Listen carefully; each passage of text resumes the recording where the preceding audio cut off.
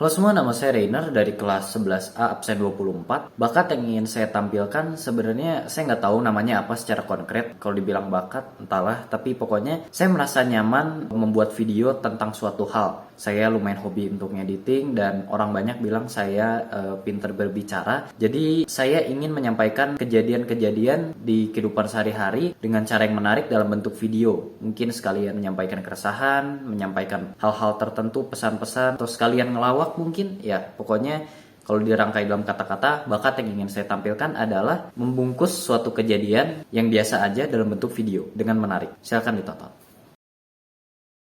Halo semua, kenalin nama gue Reiner. Semenjak pandemi, hampir semua kegiatan gue dilakuin dari rumah. Dan karena pandemi juga, hari-hari gue jadi susah banget buat lepas dari yang namanya gadget. Bangun tidur, lihat layar. Sarapan, lihat layar. Sekolah, lihat layar. Main game, lihat layar. Apapun kegiatan yang gue lakuin, pasti nggak jauh-jauh sama yang namanya lihat layar. Karena sekolah itu bisa sampai berjam-jam dan gak sehat duduk terus-terusan, gue biasanya memadukan kegiatan-kegiatan yang gue lakuin dengan olahraga ringan. Misalnya makan siang sambil angkat barbel, naik tangga sambil jalan bebek, dan yang paling susah, buang air sambil sikap lilin. Tentu aja karena alasan kemanusiaan, gue gak bisa kasih lihat peragaannya.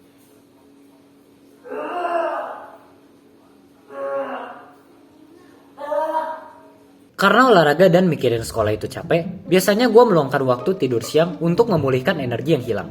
Pas bangun tidur, gue jalan ke meja belajar karena keingetan ada tugas yang belum gue kerjain. Nyalain laptop, lihat layar, lihat layar, lihat layar. Setelah gue keluarin buku dan mau mulai nulis, gue baru nyadar kalau pensil gue hilang. Karena kalau nggak ketemu kerjaan nggak bisa dilanjut, gue mulai nyari pensil ke segala penjuru rumah. Di laci, di lemari, di mobil, semua tempat gue cari. Karena nggak nemu, gue nanya ke nyokap.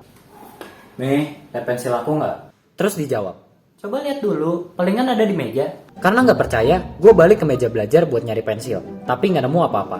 Terus gue ngomong lagi ke nyokap. Nih, nggak ada. Terus nyokap gue pergi ke meja dan ngomong, Terus ini apa? Kok pensilnya ada di meja? pensilnya ada di meja.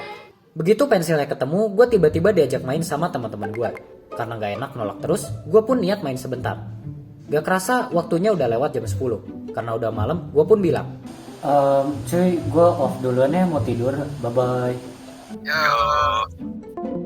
terus gue tidur. Besok paginya pas bangun, gue ngerasa kayak kelupaan sesuatu. Tapi karena harus siap-siap, gue langsung ngejalanin aktivitas gue seperti biasa. Baca webtoon, lihat layar. Nyalain laptop, lihat layar. Sekolah, lihat layar. Gue masih ngerasa ada yang kelupaan. Terus gue diem. Habis itu ingat-ingat. Terus ingat. Tugas yang kemarin lupa gue kerjain. Tiba-tiba guru yang ngajar di Zoom bilang, Reiner Johnson, apakah kamu sudah kerjakan tugas yang saya kasih kemarin? gue tadinya mau jujur aja buat jawab. Maaf pak, belum, saya lupa. Tapi abis itu pasti dijawab. Gimana sih kamu? Kamu tuh udah gede. Harusnya kamu bisa tanggung jawab. Gue udah gede, harus bisa tanggung jawab. Gue tahu Pak Guru bakal ngomong gini karena ini adalah tipe guru yang bakal kasih tugas tentang pendapat mengenai video motivasi dari YouTube. Reiner Johnson, apakah kamu sudah kerjakan tugas yang saya kasih kemarin? Gue belum, tapi karena malas diomelin, gue jawab. Udah pak, tapi mungkin gak kekirim, maklum internet saya suka mati. Terus dijawab.